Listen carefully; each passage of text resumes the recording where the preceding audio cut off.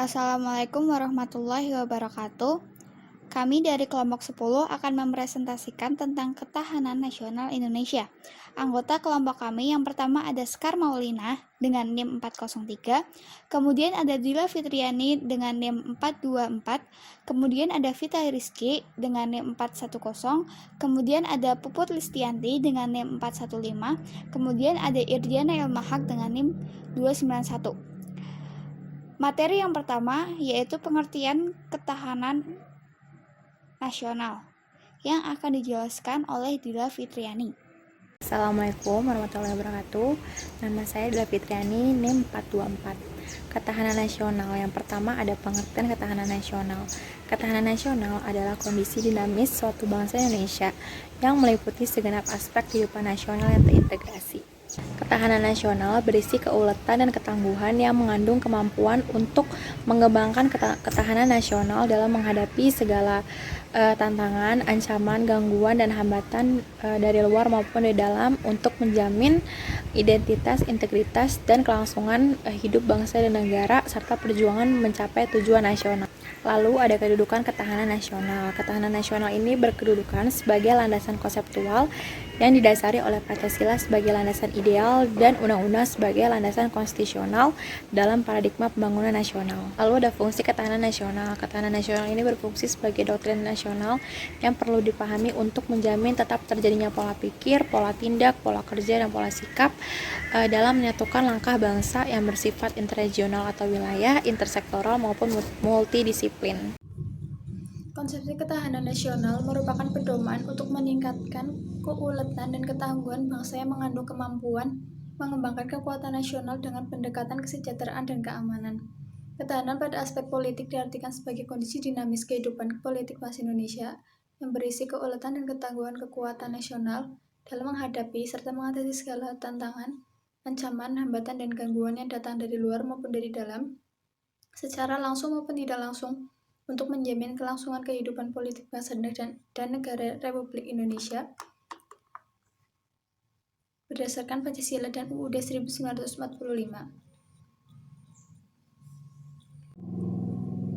Asas-asas ketahanan nasional. 1. Asas kesejahteraan dan keamanan. Kesejahteraan dan keamanan dapat dibedakan tetapi tidak dapat dipisahkan dan merupakan kebutuhan manusia yang mendasar. Dengan demikian, kesejahteraan dan keamanan merupakan asas dalam sistem kehidupan nasional. Tanpa kesejahteraan dan keamanan, sistem kehidupan nasional tidak akan dapat berlangsung. 2. Asas komprehensif, integral, atau menyeluruh terpadu. Mencakup segenap aspek sistem kehidupan bangsa dalam bentuk perwujudan persatuan dan perpaduannya seimbang, serasi, dan selaras pada seluruh aspek kehidupan bermasyarakat, berbangsa, dan bernegara. Ketahanan nasional mencakup ketahanan segenap aspek kehidupan bangsa secara utuh, menyeluruh, dan terpadu.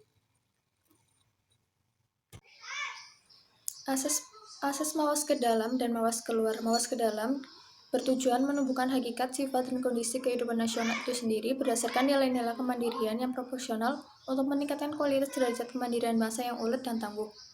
Mawas keluar bertujuan untuk dapat mengantisipasi dan berperan serta mengatasi dampak lingkungan strategis luar negeri dan menerima kenyataan adanya interaksi dan ketergantungan dengan dunia internasional.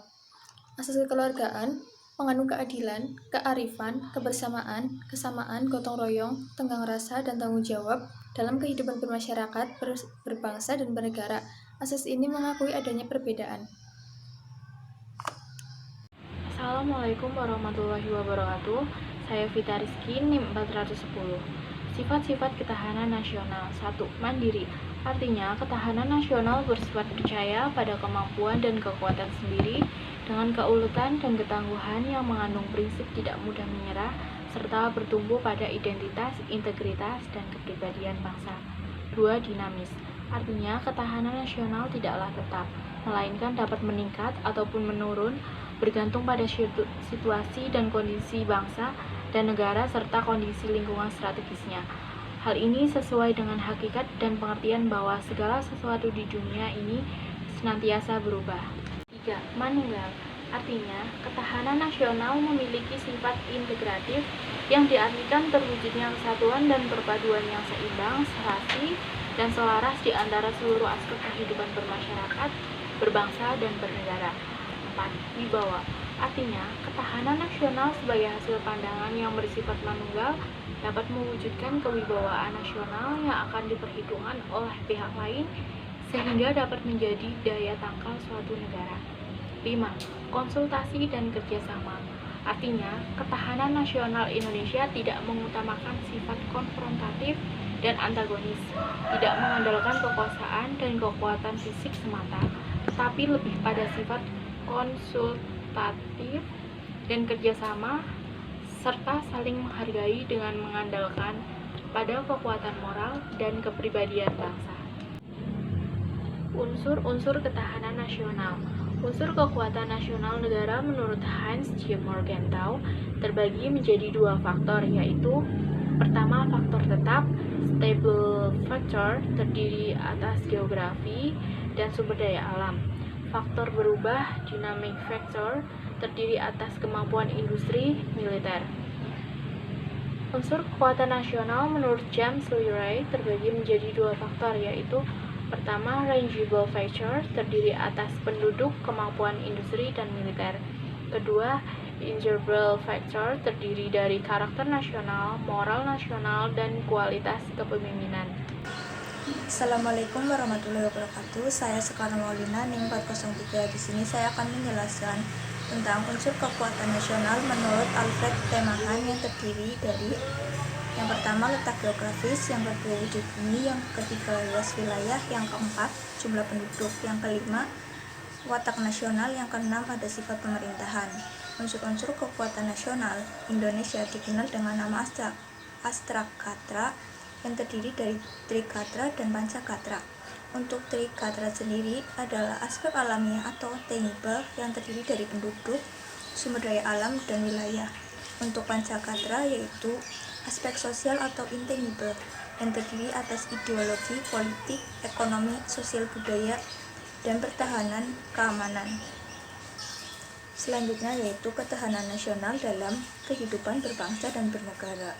Ketahanan nasional sangat dipengaruhi oleh ketahanan dan kestabilan dalam bidang yang pertama, bidang ketahanan dan kestabilan politik. Iklim politik yang mendukung terciptanya kestabilan politik sangat diperlukan dalam mencapai terwujudnya ketahanan nasional. Untuk itu diperlukan dukungan yang kuat dalam bentuk pemerintahan yang bersih atau clean and good government dengan tingkat legitimasi dan kredibilitas yang tinggi. Selanjutnya yaitu terselenggaranya sistem yang transparan dan clean demokrasi yang sehat. Yang kedua, ketahanan dan kestabilan ekonomi. Diperlukan dukungan dalam sistem perekonomian yang kuat dan bertumbuh pada ketahanan dan kemampuan bangsa sendiri, baik dalam hal sumber daya alam maupun sumber daya manusia yang berkualitas atau resource basic, sehingga tidak mudah goyah oleh gejolak yang bersifat internal maupun eksternal. Selanjutnya, kekuatan dan kestabilan sistem perekonomian dapat terbentuk dengan adanya sistem dan pelaksanaan yang baik dalam sektor moneter maupun real dalam bentuk kebijakan moneter maupun kebijakan fiskal yang membangun. Yang ketiga yaitu ketahanan dan kestabilan sosial budaya. Faktor-faktor yang dapat mempengaruhi adalah yang pertama, nilai-nilai yang ditanamkan dan diyakini oleh masyarakat maupun sistem sosial budaya yang diciptakan oleh pemerintah. Selanjutnya, tingkat pendidikan masyarakat. Untuk terciptanya tujuan mencerdaskan kehidupan bangsa merupakan faktor yang sangat penting agar masyarakat tidak rentan, memiliki daya tahan dalam menghadapi setiap gejolak, serta memiliki kemampuan untuk berusaha dan bertumbuh di atas kekuatan lokal dan keunggulannya sendiri. Assalamualaikum warahmatullahi wabarakatuh. Saya Iriana Ilmahak, NIM 291. Ketahanan nasional dalam kehidupan berbangsa dan bernegara terbagi menjadi 4. Yang keempat, ada kestabilan pertahanan dan keamanan nasional atau HANKAMNAS. HANKAMNAS sendiri terbagi menjadi 2. Yang pertama, sistem pertahanan dan keamanan nasional yang kuat dan dijalankan dengan benar dengan keberpihakan pada kepentingan seluruh rakyat sangat penting untuk memberikan jaminan rasa aman, khususnya untuk menjalankan kegiatan perekonomian atau usaha bagi seluruh masyarakat sebagaimana telah dicanangkan dari awal berdirinya Republik tercinta ini, khususnya tercantum dalam UUD tahun 1945. Yang kedua adalah pada akhirnya jaminan rasa aman ini akan menjamin kelancaran roda perekonomian guna mewujudkan kesejahteraan bangsa. Pendekatan Astagatra dalam mewujudkan ketahanan nasional Indonesia. Ketahanan nasional Indonesia akan semakin kuat dan kokoh jika dilakukan upaya pembinaan dan pengembangan terhadap setiap aspek atau gatra secara terencana, terpadu, dan berkesinambungan. Pembinaan ketahanan nasional dilakukan dengan menggunakan pendekatan Astagatra atau 8 aspek yang merupakan keseluruhan dari aspek-aspek kehidupan bangsa dan negara Indonesia. Pembinaan terhadap aspek sosial penting dilakukan sebab aspek ini bersifat dinamis, lebih mudah berubah dan termasuk dalam intangible factor. Pembinaan terhadap aspek ideologi, yakni ideologi Pancasila, adalah berkaitan dengan 5 nilai dasar yang dikandungnya, yang telah dijabarkan dalam instrumental dalam Undang-Undang Dasar tahun 1945. Sekian dari kelompok kami. Apabila ada salah-salah kata, kami mohon maaf. Terima kasih. Wassalamualaikum warahmatullahi wabarakatuh.